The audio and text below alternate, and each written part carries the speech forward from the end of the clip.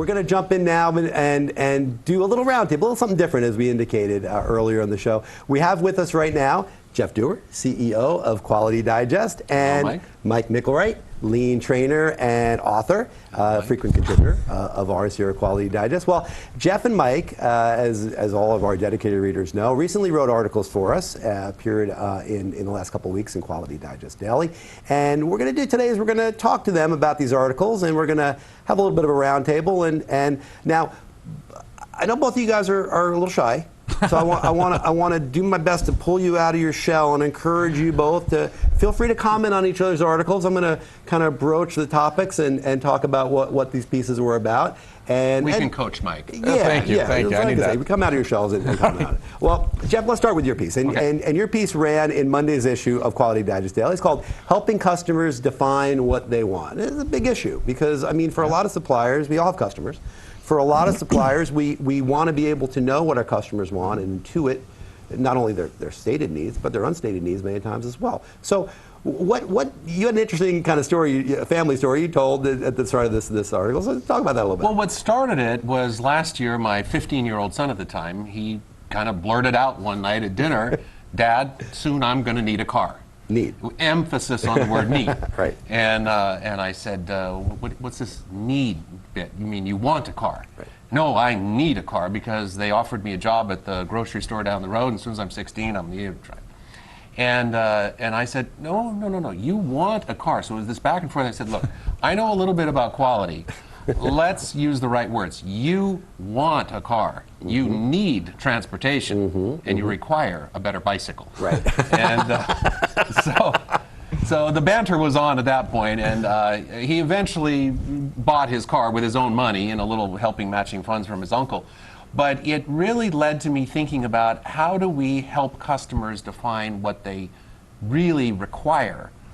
Because if you ask, it's a very difficult task to get customers to really specify in detailed workable requirements, in technical requirements, what it is that they want.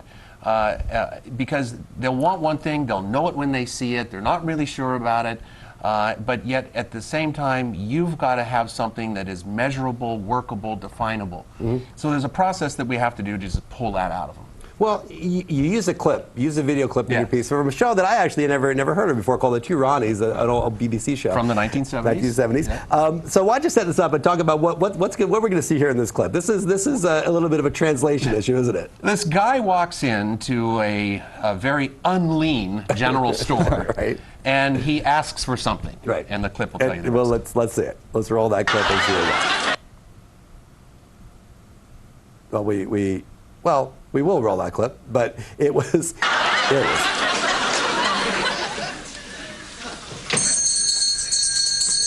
4 candles. 4 candles.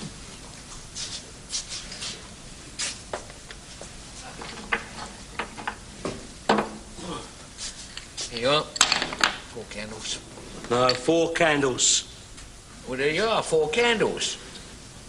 No, 4 candles. Handles for forks.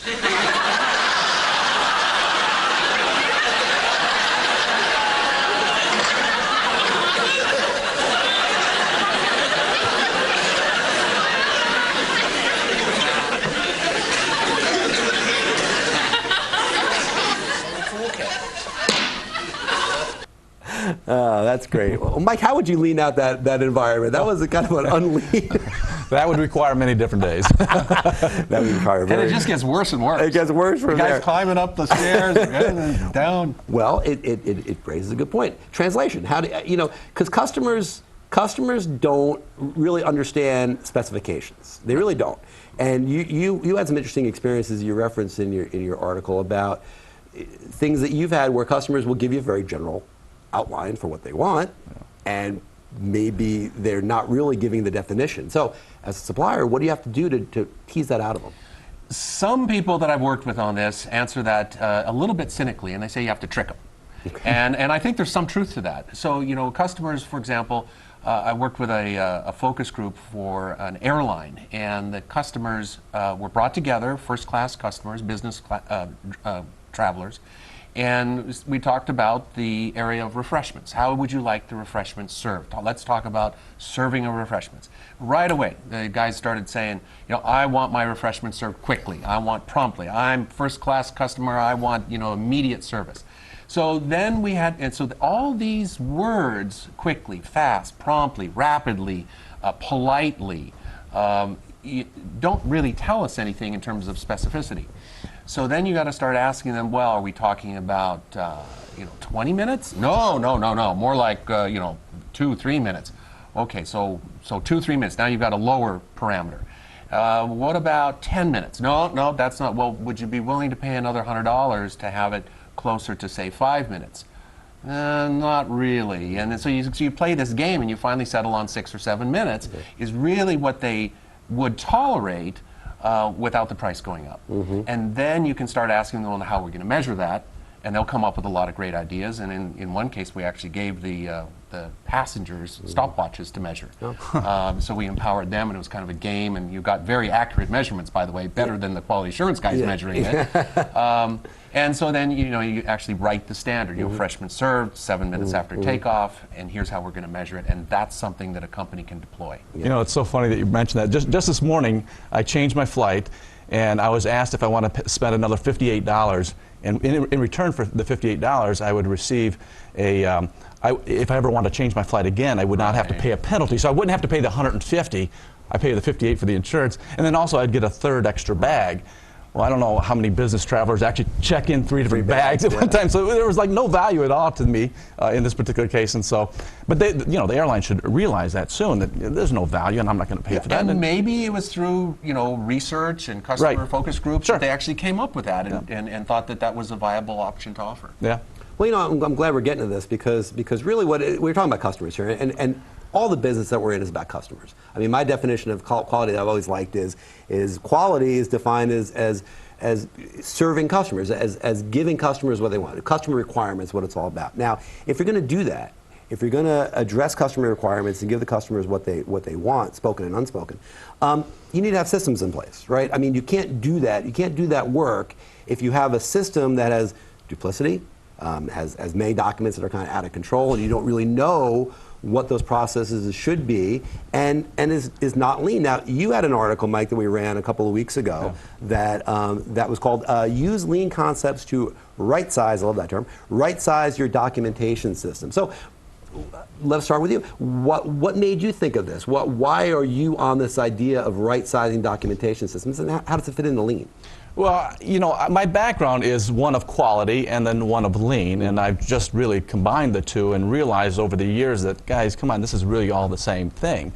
And as you said, systems are so important to achieve those customer requirements, but the systems that you see in so many organizations are just littered with waste. And so in the article, this particular company, one particular company was already certified to ISO 9001 for years. And it's a small company, but now they want to go for ISO 1345 and AS 9100. So immediately you think, well, geez, that's going to increase our system. It's going to make the number of procedures just increase dramatically.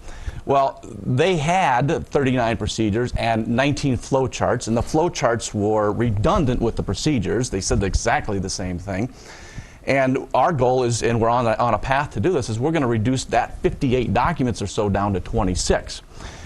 And they're going for ISO 1345, which is known to increase documentation. That's what everyone thinks, is that, oh my gosh, you're going to have a lot more documentation. And it's really the perception of people, and they think that they need to add all these extra documents because they gear their system towards the auditor instead of gearing it towards their own people. I like that because that's what struck me too, is that there's this fear of auditors. I mean, everybody, when in doubt, over document, right? I mean, isn't that what ends up happening because they're afraid they're going to get busted by an auditor and get a non-conformance. So, but really that hurts the system because it builds so much waste into it. So it absolutely does. Do you tell your people that, forget about the auditor, do what's best for the organization? How do you get that message through? Well, you have to keep stressing that first and foremost, that our system is for our people. They are the customers. And then, after an afterthought would be, does it also meet the requirements of the standard? You have to get them to understand and see the waste. There was a company that I was just dealing with recently, and they had corporate level procedures, over 1,000 pages. And we did some of just the bare bones minimum to reduce the redundancies, and they're already down to like 470. So a dramatic decrease, but beyond that, there's going to be so much more that they decrease.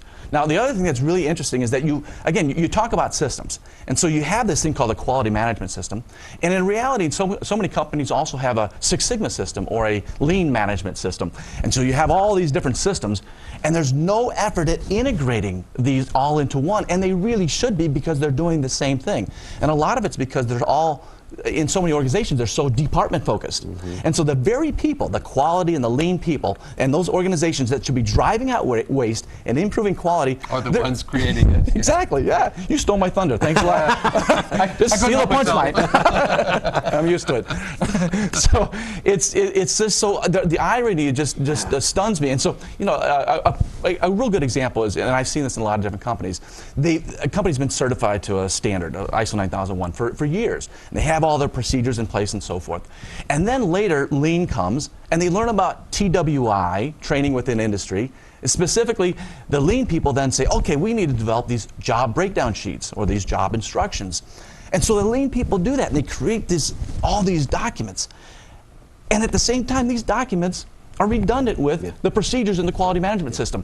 And so now you have a confusing system, a system that's not integrated. It does not help the people. It's inconsistent, and it could hurt quality. That's right. The very thing it's supposed to help. It's amazing. And you know what? You know what's great is that the reason why you're here is that we're now shooting a video training series with you that talks about these very issues. And I mean, that's going to be available right here at your favorite website, qualitydigest.com, very soon.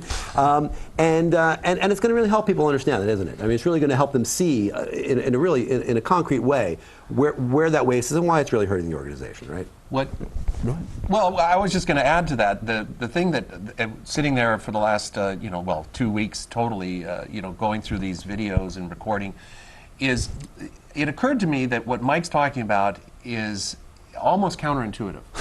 Because I used to have a boss that used to tell our customers, look, you can have it good, fast, or cheap, pick 2 out of 3.